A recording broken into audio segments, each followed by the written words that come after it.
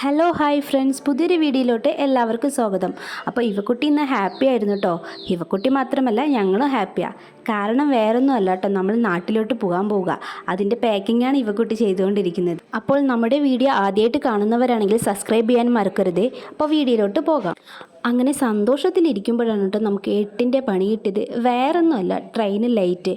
അപ്പോൾ നിങ്ങൾ വിചാരിക്കും അതിനെന്താ പ്രശ്നമെന്ന്. നമ്മൾക്ക് പണി കിട്ടിയത് അരമണിക്കൂറോ 1 മണിക്കൂറോ ഒന്നുമല്ല, 12 മണിക്കൂറാണ് നമ്മുടെ ട്രെയിൻ ലേറ്റായത്. അതായത് ഞങ്ങൾ രാത്രി 11 മണിക്ക് കയറേണ്ട ട്രെയിന് പിറ്റേ ദിവസം ഉച്ചയ്ക്ക് 12 മണിക്കാണ് കേട്ടോ കയറിയത്. അങ്ങനെ ഞങ്ങൾക്ക് മുട്ടൻ പണി കിട്ടി. അപ്പോൾ ഞങ്ങളിതാ ട്രെയിന് വെയിറ്റ് ചെയ്യാൻ തുടങ്ങി. ഇവക്കുട്ടിയാണെങ്കിൽ കളിയും തുടങ്ങി.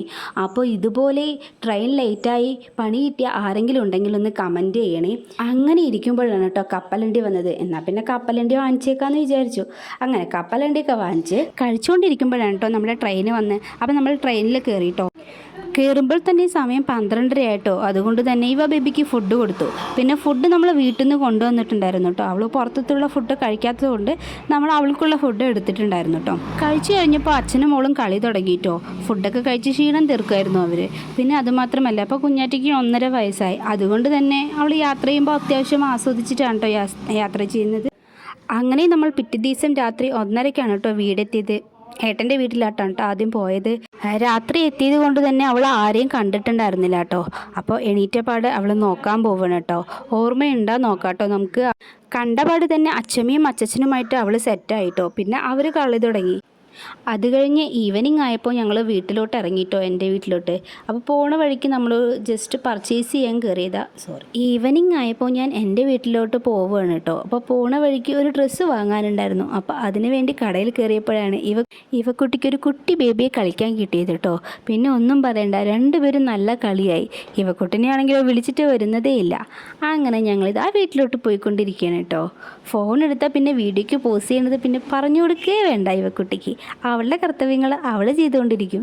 അങ്ങനെ നമ്മൾ വീടെത്താറായിട്ടോ. അപ്പോൾ എൻ്റെ വീട് ആലത്തൂർ വെങ്ങന്നൂരാണ് കേട്ടോ. അപ്പോൾ ഈ വീഡിയോ കാണുന്നവർ ആലത്തൂരാരുണ്ടെങ്കിൽ ഒന്ന് കമൻറ്റ് ചെയ്യണേ.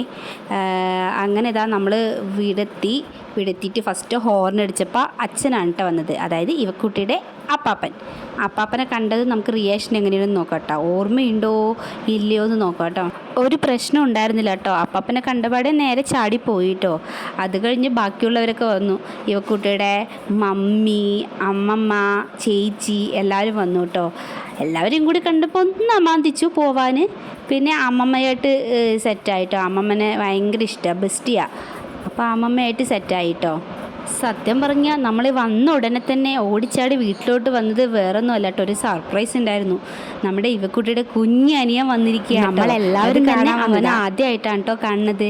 അപ്പോൾ ഉണ്ണിയുടെ പേര് സാത്വിക് എന്നാണ് കേട്ടോ, സാത്വിക് സജീഷ്. ഇപ്പോൾ ഇതാ 2 മാസം ആയതേ ഉള്ളൂ കേട്ടോ ബേബിക്ക്. വീഡിയോ കോൾ ചെയ്ത് കണ്ട കാരണം ഇവക്കുട്ടിക്ക് നേരിട്ട് കണ്ടപ്പോൾ ഒത്തിരി ഇഷ്ടമായിട്ടോ. കണ്ട പാട് തന്നെ ഞാൻ എടുത്തു കേട്ടോ, കാരണം നമ്മൾ ഇതിനു വേണ്ടി കാത്തിരിക്കുകയായിരുന്നു.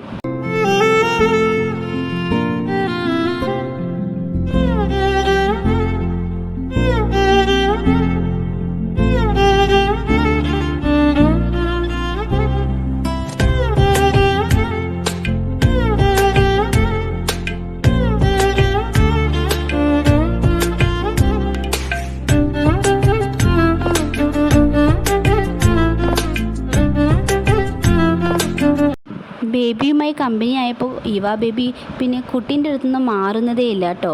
അവരുടെ കളിയായി. അപ്പം നമ്മുടെ ഈ കുട്ടി കുറുമ്പന്മാരെ ഇഷ്ടമായി കഴിഞ്ഞാൽ നമ്മുടെ വീഡിയോ സബ്സ്ക്രൈബ് ചെയ്ത് സപ്പോർട്ട് ചെയ്യണേ. അതുപോലെ തന്നെ മറ്റുള്ളവർക്ക് ഷെയർ ചെയ്യുകയും ചെയ്യണേ. അപ്പോൾ പുതിയൊരു വീഡിയോയുമായി കാണുന്നത് വരയ്ക്കും ബായ്.